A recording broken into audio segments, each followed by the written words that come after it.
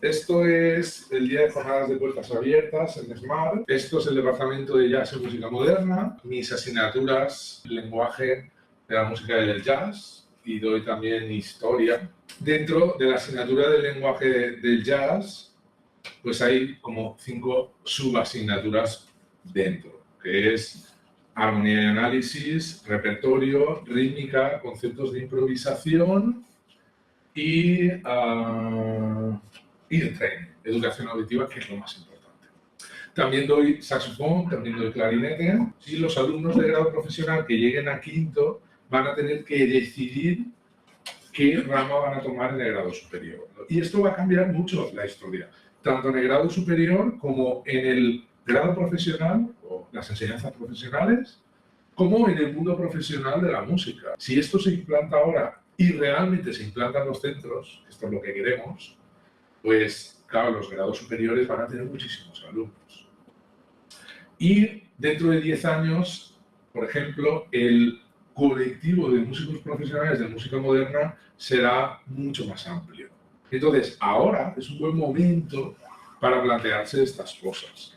¿Por qué? Porque si todo va como debe de ir, pues habrá más trabajo, habrá también más plazas pedagógicas para dar clase, porque hay muchísimos centros de grado profesional. Entonces, es atractivo plantearse la idea de hacer un grado superior de jazz, porque son 4 años pasan así, y no solo vas a aprender, sino que además vas a tener un título que te va a permitir, pues, o te va a garantizar, entre comillas, un puesto de trabajo futuro. Es decir, lo que quiero decir es que pinta bien.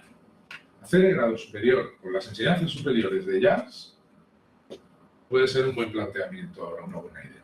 Y para mí el jazz es algo inherente al músico. El jazz siempre ha estado en la historia de la música, siempre se ha improvisado.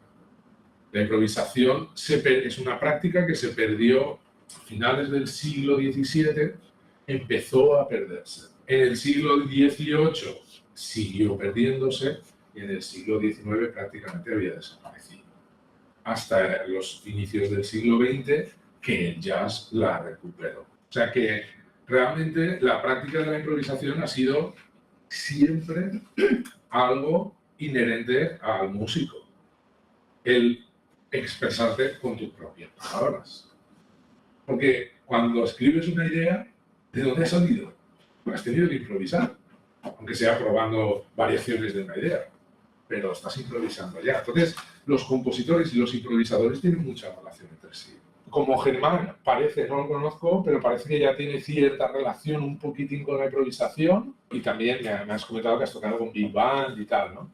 Entonces, él, claro, ya tiene ciertas nociones de improvisación. Pero no vamos a tocar un estándar, o sea, no vamos a tocar algo preestablecido, no sabemos lo que vamos a tocar, no sabemos qué va a pasar. Entonces, tampoco vamos a ponernos a tocar muchas notas, sino vamos a crear algo melódico, musical, que a ti también te apetezca transmitir. Yo me iría a buscar la tranquilidad, me iría a buscar profundidad, y vamos a intentar ver qué pasa, ¿vale? Vale.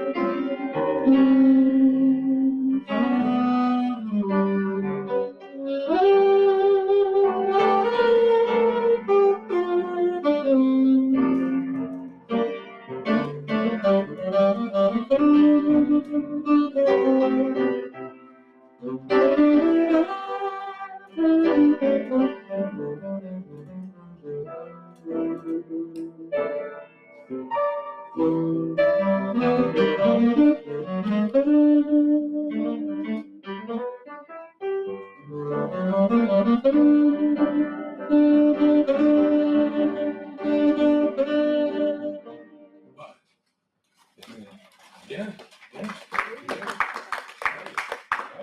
Sin embargo, él y yo no habíamos hablado de nada, ni sabíamos lo que iba a pasar, pero hemos hecho música. Entonces, para mí eso es algo muy importante. O sea, es algo que yo creo que debería ser parte de todos los músicos.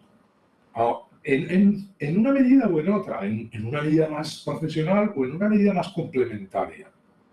Porque el que se dedica a la interpretación de la música tiene un camino hiper mega largo por recorrer y el mismo mérito que un improvisador. Pero, en mi opinión, deberían tener nociones de improvisación. De hecho, los buenos músicos clásicos saben improvisar un poco, o mucho, porque la improvisación siempre va a estar ahí, ¿no? Paso a explicaros un poco lo que hacemos en clase, por ejemplo. Aquí. Esto es la hoja de seguimiento que yo envío cada semana después de cada clase a los alumnos. Tenemos la fecha de la sesión, tenemos el número de sesión, tenemos la materia que corresponde a esa sesión y que vemos. Esa materia está preprogramada para el curso entero y después tenemos el trabajo que se manda al alumno para que pueda hacer durante la semana. Organización del estudio, carpeta estudio. Después los alumnos clican aquí, se descargan la explicación complementaria de la carpeta estudio con imágenes de la carpeta, con enlaces a Amazon de dónde comprar la carpeta, todo, lo tienen todo hecho. ¿Vale? Ya. Un ejemplo de índice de carpeta de 10 conceptos distintos, pues repertorio, frases de 2-5-1, 6 pasos para improvisación básica y tal, que eso es lo que viene ahora. Entonces, normalmente las clases empiezan con una masterclass que empecé hace mucho tiempo, pero funcionaba muy bien con los alumnos. Entonces, lo convertí en una forma de empezar el contacto con la música moderna, porque la verdad es que está bastante optimizado para que el alumno comprenda los conceptos iniciales del funcionamiento básico de la improvisación y el resultado es casi inmediato. Ellos también piensan en intervalos. Lo que pasa es que piensan en intervalos a nivel estratosférico. A lo mejor están pensando en cómo crear una bitonalidad aquí o tal, y ya ni siquiera lo piensan, porque ya lo tienen interiorizado en el oído. Y ya lo tocan de oído, que eso es otro de los conceptos de los que hablamos mucho en clase. Del oído, de la educación auditiva y de cómo se comporta el oído en un músico. Eso es súper importante. Porque, de hecho, es el objetivo de todo lo que hacemos en clase, la educación auditiva. El objetivo de todo lo que hagáis cuando estudiéis improvisación es siempre el mismo, es educar vuestro oído. Al oído hay que mostrarle las posibilidades que tiene la música. Y él las escucha, y al escucharlas, entonces empieza a aprender. Él es el que pide, que realmente es el cerebro, ¿vale? Pero el oído es el que nos va a pedir lo que tienes que improvisar, las frases que vas a improvisar, o el que predice los cambios armónicos. Tú ya simplemente te dedicas a disfrutar del concierto y a pensar en otras cosas más importantes, como qué me está aportando la batería, o estoy tocando demasiados tresillos, estoy tocando todo el rato demasiado, o estoy poco enérgico y el público se está aburriendo, o puede tocar más, o estoy tocando demasiado enérgico, igual estoy gritando demasiado y no digo cosas muy interesantes. Todas esas cosas son las que los músicos profesionales nos planteamos cuando estamos en un concierto, tocando.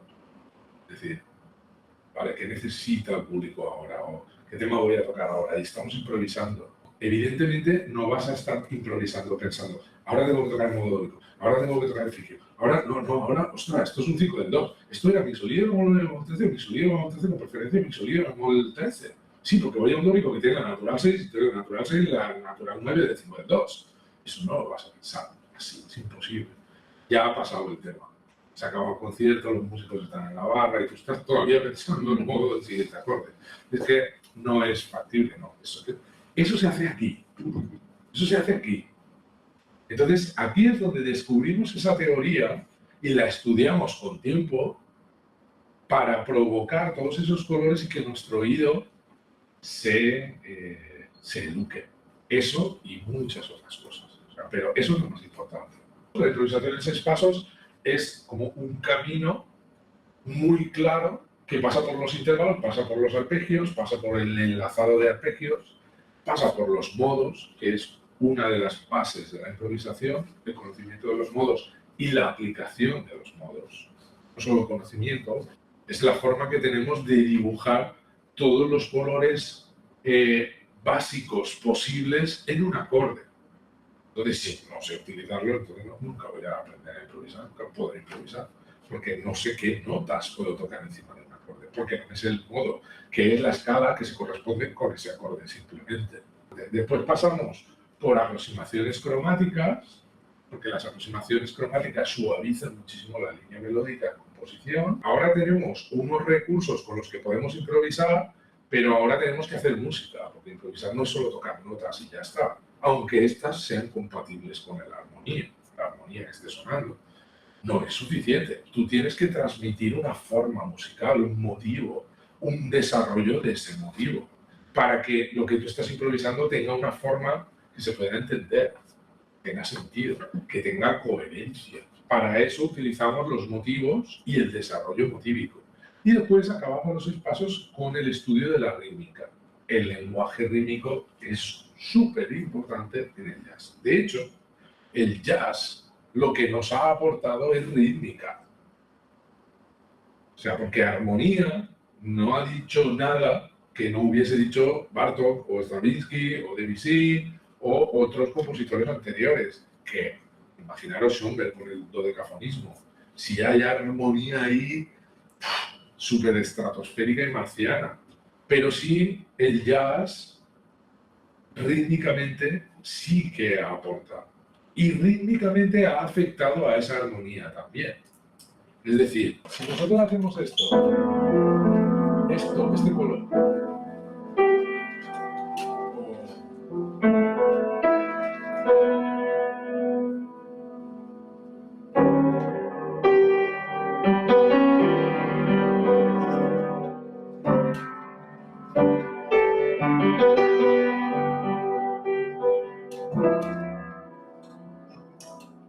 todo eso ya se ha dicho.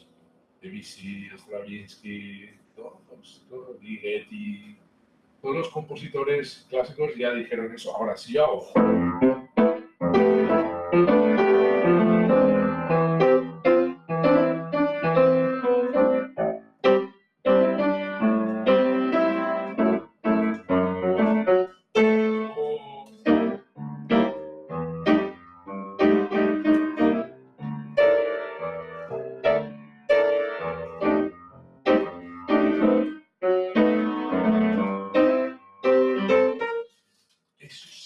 eso sí que nos lo ha traído el jazz y la improvisación a nivel rítmico. Es el contratiempo, es la síncopa, es como las ganas de bailar, la música te transmite las ganas de bailar. Tiene ese swing, tiene ese contratiempo, que es muy difícil escucharlo y no querer moverte, ¿no? Porque son ritmos súper guays. También una parte muy importante que es la audición de música para cada instrumentista, ¿no? Entonces, si en clase hay baterías, pues tienen que escuchar a Buddy Rich, a Max Roach, a Blakey, Elvin Jones, Tony Williams, Roy Hayes, Green Cooper, Phil Jones, Joe Morello, Louis Benson, Kenny Clark, Billy Higgins, Mel Lewis, Old Foster y otros más actuales como Jack DeJohnette, Peter Esky, Billy Kovacs, Steve Gadd, Jeff Ballard, Brian Blake, Erlang Carrington, Mark Juliana, Mark Miralta, un batería que tenemos en Barcelona que es increíble, Dave Weckl, Billy Stewart, Billy Colaiuta, Mark Hakim, Cindy Blackman. Todos estos baterías los tienes que conocer y los tienes que escuchar. En bajistas lo mismo, en pianistas lo mismo, en guitarristas lo mismo, saxofonistas lo mismo. Para todo el mundo tiene que escuchar a Miles Davis, Thelonious Monk, Bill Evans, John Coltrane, Charles Mingus, Ella Fitzgerald, Duke Ellington, Ron Carter, Stan Getz, Eric Dolphy, Chet Baker, Sonny Rollins, Mark Roach, Freddie Hubbard, Wayne Shorter, Dizzy Gillespie, Buddy DeFranco, Herbie Hancock, Michael Brecker, Billie Holiday, Lee Morgan, Wes Montgomery, con Basie, Keith Jarrett, Dave Brubeck, Cannonball Adderley, Ornette Coleman, Paul Desmond, Phil Woods, etcétera, etcétera. Son todos músicos súper importantes para escuchar, porque así vamos a descubrir de qué va esto. Además, a nivel de historia, es muy importante que también conozcáis el jazz. Yo os aconsejo que visualicéis los documentales de historia del jazz de Ken Barnes. Ken Barnes es un grandísimo documentalista. Lo aconsejo siempre a los alumnos al principio, porque digo, entonces cuando veáis estos documentales vais a saber realmente por qué estáis aquí. Entonces lo vais a entender mucho mejor. Es el primer día, se da mucha información, pero las prioridades a día de hoy es, pues mira, organizaros y crearos un horario personal para poder cumplir el mínimo de horas de estudio que necesitéis. Esto es fundamental, imprimir los 6 pasos y configurar la carpeta de estudio. O sea, en las clases todo va súper dirigido. El alumno lo tiene todo guiado para que simplemente vaya creciendo a nivel musical. O sea, no hay otra. Lo único que tienes que es hacer lo que pedimos en clase. Aquí, pues mira, tocamos All the Things You Are en la materia, ya tocamos en la tercera sesión los arpegios sobre All the Things You Are, que es un estándar muy pedagógico. Hablamos de inversiones, de acordes, vamos a fomentar una buena base de improvisación fundamentada en notas guía que representan la esencia de acordes, el código genético de la armonía. Todo eso ya lo he explicado en clase, el por qué, qué ocurre, todo esto. Estamos en los pasos 1 y 2 y vamos siguiendo. Aquí vamos sesión a sesión con una guía del alumno exhaustiva, semanal, a nivel semanal. Los alumnos siempre reciben el email de la hoja de seguimiento cuando terminan las clases y saben lo que tienen que hacer, saben lo que tienen que traer, lo que tienen que estudiar, cómo lo tienen que estudiar. Y estamos hablando del primer curso. Yo noto que los alumnos necesitan una guía muy clara. Después, ya la cosa, segundo todavía, pero en tercero ya se abre un poquito más todo. Se abre cada alumno tiene ya sus preferencias lingüísticas en cuanto a estilos o subestilos dentro del jazz. Pues un alumno quiere tocar bebop, otro alumno quiere especializarse en jazz contemporáneo, otro alumno quiere especializarse en rock pop perfectamente. Entonces, claro, ya cada uno va teniendo su nivel para empezar a esbozar su forma de estudiar y sus procesos de estudio, mejor que nada. Aún así, la guía nunca acaba.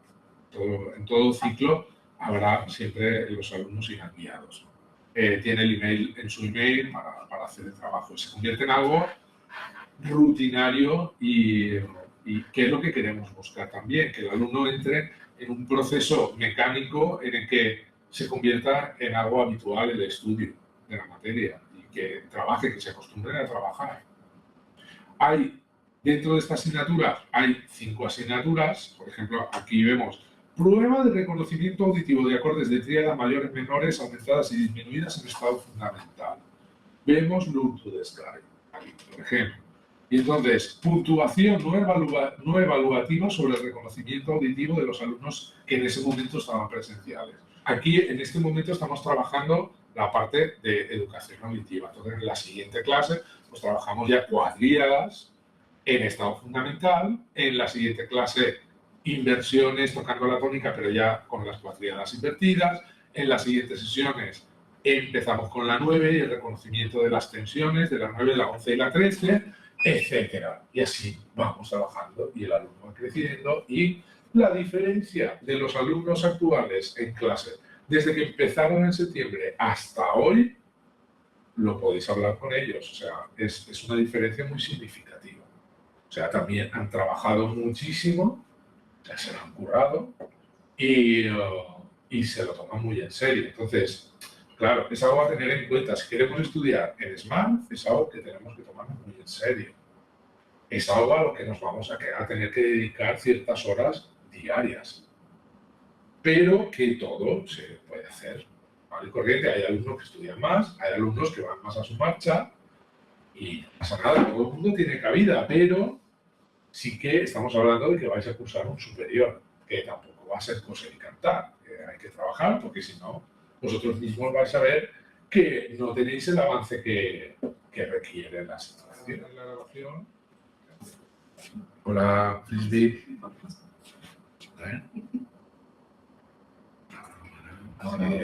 Sígueme. Muy bien. Muy bien. Vale, muchas gracias. Hasta la próxima. Suscribiros a mi canal.